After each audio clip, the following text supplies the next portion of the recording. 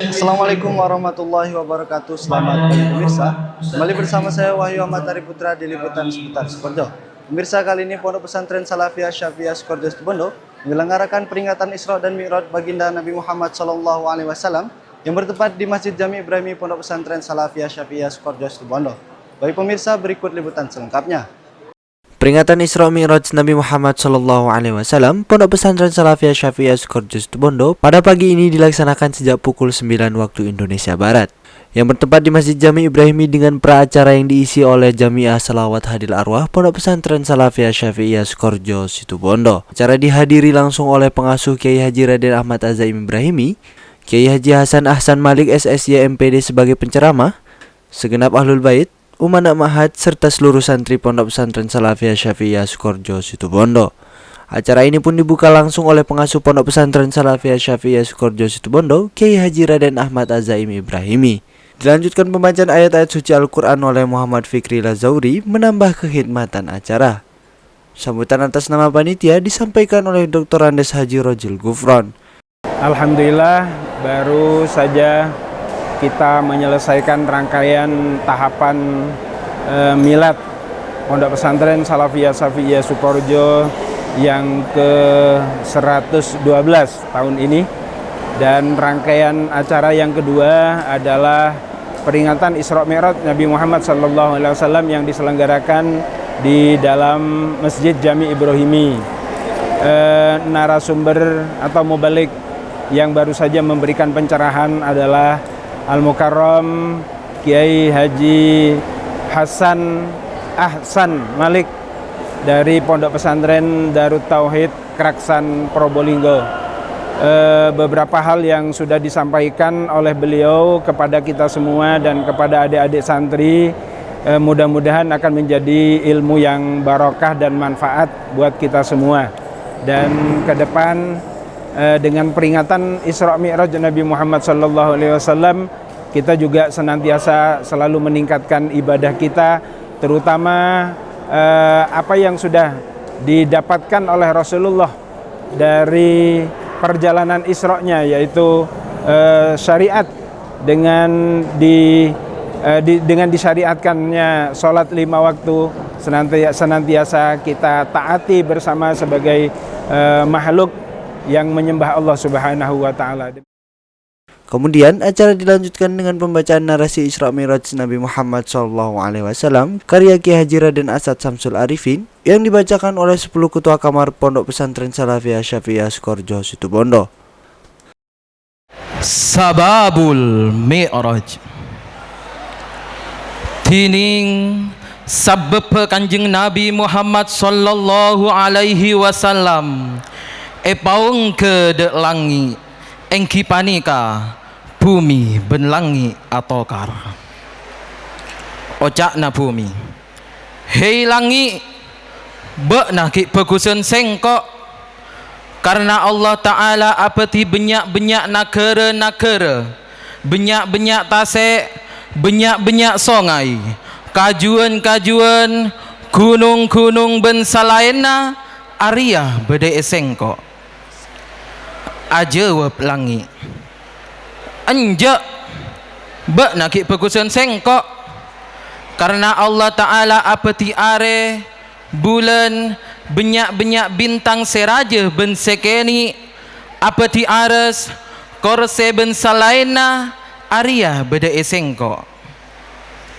ngucap oleh bumi anja bak nakik pegusan sengkok karena Allah Ta'ala abti Baitullah tempat patawafan ben paziaraanna para nabi ben para utusan ben para aulia ben satejah orang mukmin Arya beda sengkok aja wap langi anja bak naki apa kusen sengkok karena Allah Ta'ala apeti Baitul Ma'mur tempat patawafan sateja malaikat petong langi ben pole swarga tempat erona sateja nabi ben sateja utusan aulia ben tempat erona orang-orang mukmin Arya beda sengkok ngucap pole bumi enjak ko ba nakik pegusan sengkok karena Gustena sateja utusan bendi budina para nabi ben kakasena Allah Ta'ala lebih utama na makhluk Arya beda esengko iya Arya si anyama kanjeng Nabi Muhammad sallallahu alaihi wasallam. Maka langit terus nengeneng tak nemu jawaban sekali. Akhirnya langit mator da Allah Ta'ala, aduh Guste ajunan zat senyampeteni sateja kebutuhan ben sateja pernyoonan. Maka muka-muka kanjeng Nabi Muhammad Nabi akhir zaman paung ke dek langit. Pas Allah atebu dek malaikat Jibril, hei Jibril, bakna malam setia sopaja ambu maca tasbih. Ben malaikat Azrail sopaja ambu nyabut otabe ngala arroh. Ben malaikat petong langit sopaja pada parai ambu ala kotugasa. Maka mator malaikat Jibril, aduh Guste, apa ampun kiamat. Atebu Allah Ta'ala, enjak bakna malam setia sopaja entar dek swarga ngalak buruk terus giba dek Muhammad, karena Muhammad malam setia bekal paung ke dek langit. Maka malaikat Jibril terus dek swarga eka disa Jibril mangkii 40 buruk pada alomber kebunan swarga ben edaina pada atoles Muhammad ben mangkii setong buruk nyurkep tak ongak sakale sambil nyorcor aing matana. Malaikat Jibril atanya, ara apa bek nama ingak jiria aja wab buruk kaula ampun 40 tahun mulai ngiding nyama Muhammad pas tak nyaman ngakan ben nginum ate kaula sangat cinta kerong terooninga ka orenga. Maka malaikat Jibril terus ngiba buruk kalaben pasangi pakapa tempat katempaan ben eko delii eki bedek kanjeng Nabi Muhammad sallallahu alaihi wasallam tepat tanggal 17 bulan Rejab. Para pembaca menggambarkan perjalanan agung Nabi Muhammad SAW dari Masjidil Haram ke Masjidil Aqsa sehingga menembus Siratul Muntaha, menghadirkan kembali suasana spiritual yang menyentuh hati para hadirin. Kemudian acara dilanjutkan dengan acara inti yakni Mau'idoh Hasanah sekaligus Hikmah Isra Mi'raj oleh Kiai Haji Hasan Ahsan Malik SSY MPD. Ditinggalkan paman, ditinggalkan istri, sudah. Makanya para ulama menjadikan tahun itu sampai diabadikan dalam sebuah sejarah sopaja ba'abaan enga jayan kanjeng Nabi Kak Adito pernah ada di titik yang terpuruk. Ini kan kanjeng Nabi loh ya, dan ini kanjeng Nabi menghadapinya dengan sangat sabar. Karena namun baabeun posisi nebedeneng kanjeng Nabi atakan tak langsung mati saja lebih baik.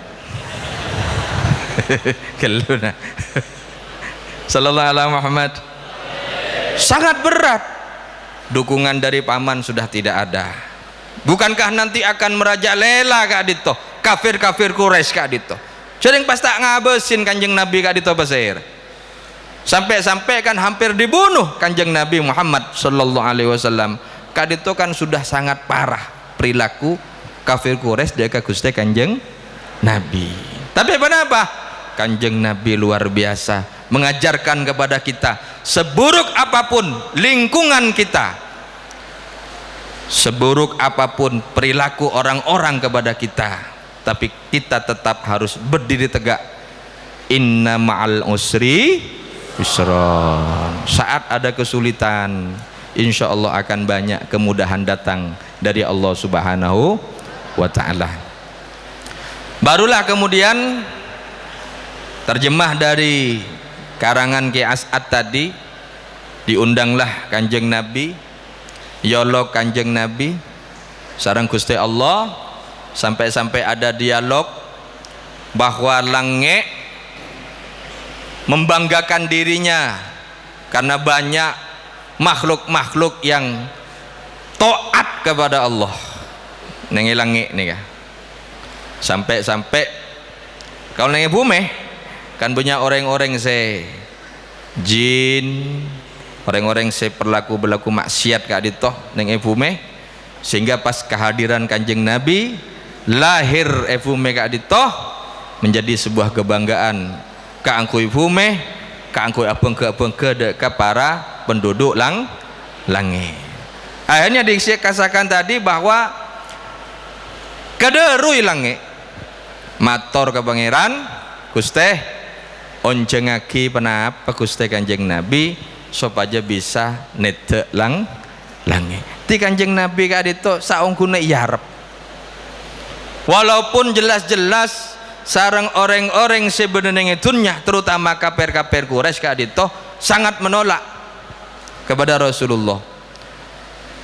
Tapi dalam hati kecil mereka saungguna karua bertentangan.